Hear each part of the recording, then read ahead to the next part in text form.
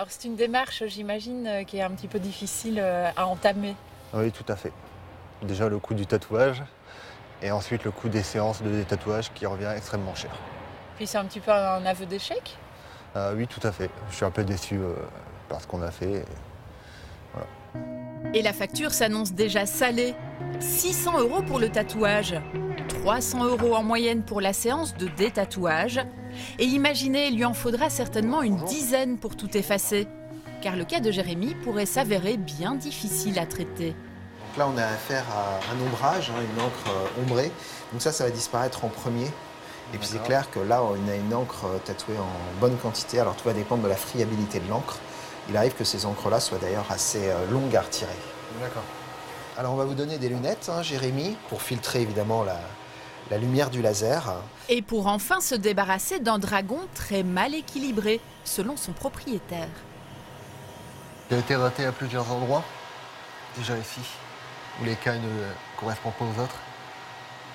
Déjà en premier. Ensuite au niveau du corps ici, il perd. Et ensuite la grosseur du dragon.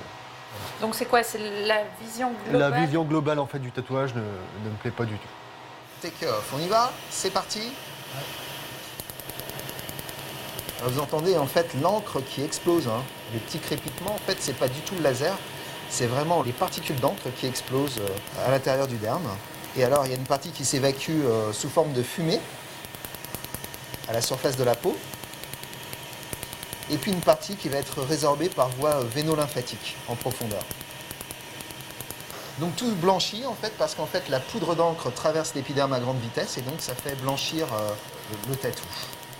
Cette machine de 250 000 € retire 2 fois plus d'encre qu'un laser traditionnel. Elle ne laisse pas de cicatrices, même si dans les jours qui suivent l'opération, le ressenti est franchement désagréable.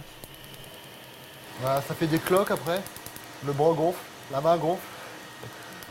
Mais sinon ça va, C'est supportable. Oui, c'est supportable. Une machine qui peut aussi effacer d'autres traces sur la peau, du maquillage permanent ou des cicatrices d'acné. Elle donne de très bons résultats également sur tout ce qui est taches brunes, ce qu'on appelle les taches de vieillesse. Oui, ça donne de très très bons résultats avec pas trop d'éviction sociale non plus et assez rapide. Déjà en une séance, parfois une deuxième pour vraiment clôturer.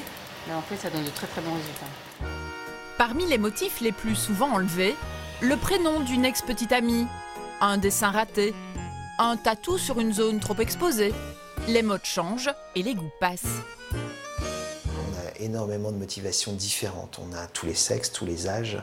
On a parfois de très vieux tatous très moches qui ont été faits de façon artisanale il y a une trentaine d'années et les personnes qui ont porté des manches longues toute leur vie. Et aujourd'hui, ils se font des tatous et c'est vrai qu'il y a une énorme participation émotionnelle dans tout ça, quoi. Quelque part, ça leur change totalement leur vie.